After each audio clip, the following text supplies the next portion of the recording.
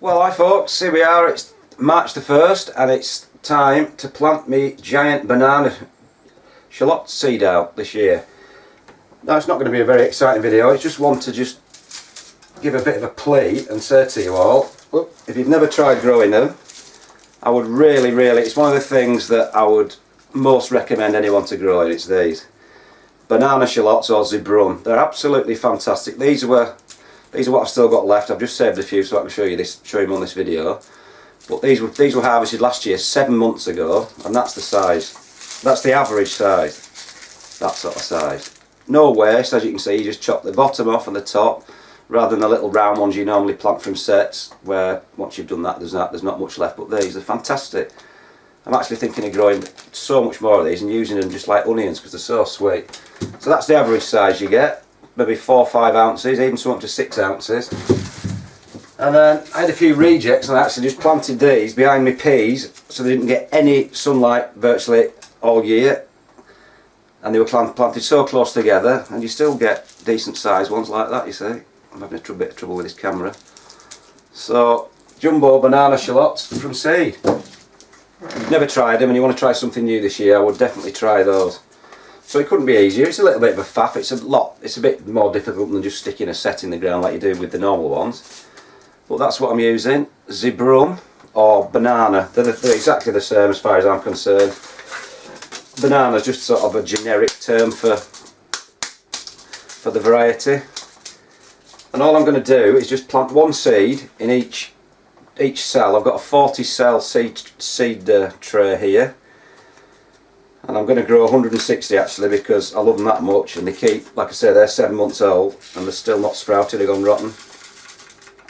I'm going to grow absolutely tons this year. Don't seem to get too many seeds, there's probably about 120, so I've got 2 packets. And it couldn't be easier. Using my little pencil, just make a little dibber hole in the compost about 5mm deep, 1/4 inch deep or so. And I'm just going to put one seed in each. You could actually put 3 or 4 seeds in each and then plant them out as a clump rather than as a single plant, but I like to plant them out as a single plant. So I'm just gonna, I won't do them all, I'll just do an odd one. Quite difficult because I'm shading the light. So like I say, just one in each hole. If a couple drop in, it doesn't matter. I'll just do the rest, just do these last 3. And then just simply with the other end of this amazingly versatile tool, which is called a pencil, just put the tiny little bit of soil back over the top, compost. And that's really about it. I'll just put a propagator top on. Keep them somewhere reasonably warm, like a greenhouse or even on a windowsill until they just start to germinate. And then they'll go into the greenhouse or polytunnel. It doesn't matter if they get any frost because they're tough as old boots, shallots. And then they'll be planted out in May. So they'll only be growing for 8 weeks or so, 8 to 9 weeks. And in May, what I'll do, I'll plant them out in the main bed, just with 4 ounces of bloodfish and bone. 4 inches apart I plant them, so not as close as onions. Sorry, closer than onions. So they're only, you know, they're actually nearly touching once they've grown. They're quite close and they still get to that size. And then by the end of July, they've swelled up that much. You can pull them up. I actually pulled them up even before they stopped growing because I thought they're enormous. Pull them up now, and that's it. Just dry them off in the polytunnel or a greenhouse, and store them.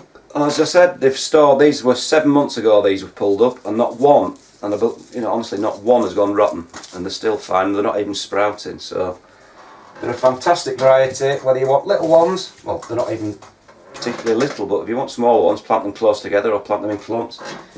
If you want bigger ones, plant them about 4 inches apart, and they're absolutely fantastic. So I only started growing them 2 or 3 years ago, and I won't be without them now because it's my favourite veg, I think, now.